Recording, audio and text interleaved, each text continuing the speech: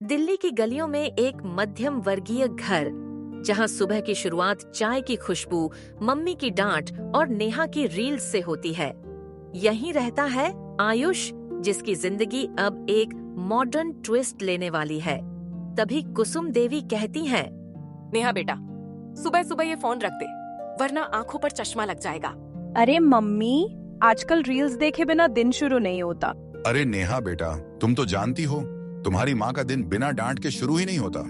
फिर सब हंसने लगते हैं। तभी आयुष ऑफिस जाने के लिए तैयार होकर आता है। माँ, एक बात कहनी थी। क्या हुआ बेटा? वो मैंने किसी को पसंद किया है। ओह माय गॉड, भाभी आने वाली है क्या? लड़की कैसी है? हमारे समाज की है ना? जी माँ, बहुत अच्छी है, जॉब करती है, समझदार है, बस थोड़ी सी मॉडर्न है। मॉडर्न मतलब क्या? बाल रंगे हुए हैं क्या?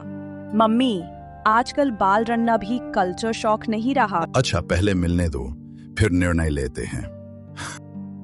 पहले मुलाकात आयुष के घर हुई। तभी अनाया कहती है, नमस्ते अंकल, नमस्ते आंटी। नमस्ते बेटा। क्या लोगी बेटा, चाय कॉफी? अंकल, अगर ग्रीन टी मिल जाए तो बढ़िया रहेगा। Green tea? अरे वो तो हमारे घर में कोई नहीं पीता। मम्मी, हमें भी ट्राई करना चाहिए, शायद तब हमारी स्किन भी चमक उठे। जी बिल्कुल, मम्मी बेटी दोनों ही ग्लो करेंगी। कमरे में सब खुश थे, लेकिन कुसुम देवी के चेहरे पर अभी भी गंभीरता थी। कुछ दिनों बाद, बेटा लाल रंग का लहंगा दिखाना। जी माँ जी, दिखाता हूँ। आंटी, मैं सोच रही थी कि पिंक कलर का लुक। बेटा ये शादी है, कोई फैशन शो नहीं है। और वैसे भी हमारे यहाँ परंपरा है कि दुल्हन शादी के दिन लाल रंग का ही लहंगा पहनती है। तभी ये सब सुनकर नेहा आयुष से कहती है कि भैया, लगता है शादी से पहले ही मम्मी और भाभी में वॉर शुरू हो जाएगा। हाँ शायद। शादी का दिन जहाँ मंडप सजा हुआ था, लाइट्स चमक रहे थे। तभी नेहा कहती है कि वाह भाभी, आप तो किसी मूवी की हीरोइन लग रही हैं। Thank you. हीरोइन तो ठीक है, बस बाद में रसोई की विलन ना बन जाए। कुसुम, आज तो कुछ अच्छा बोल दो। अच्छा ठीक है, बहू सुंदर है, बस जली रोटी ना बनाए। और फिर इसी तरह बातें करके शादी का समय होता है और शादी हो जाती है। सुबह का समय, अनाया कमरे से तैयार होकर नीचे आती है। बेटा, नाश्ते में क्या बनाई आज? आंटी, अगर आप चाहें तो मैं बना लूं। अच्छा, क्या बनाना जानती हो? ओट्स, पास्ता या फिर सैंडविच। मम्मी, भाभी का तो नॉन रोटी डिपार्टमेंट खुला है। सभी हंसते हैं। अनाया भी थोड़ा शर्माती है।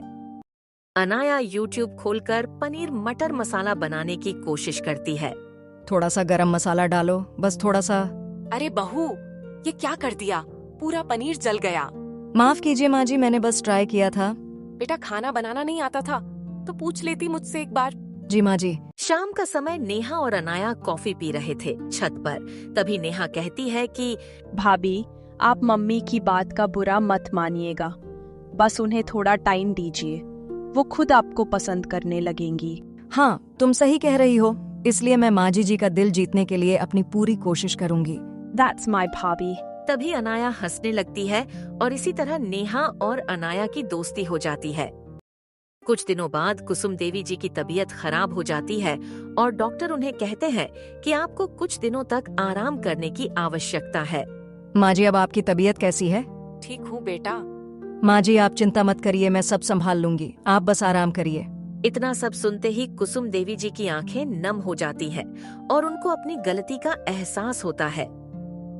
उसके बाद से उनका परिवार हंसी खुशी से रहने लगता है और कुसुम देवी जी को यह समझ आता है कि मॉडर्न का मतलब परंपरा को छोड़ना नहीं, बल्कि उसे समझदारी से निभाना होता है। और हर सास और बहू का रिश्ता तभी मजबूत होता है जब दोनों एक दूसरे की दुनिया को समझते हैं।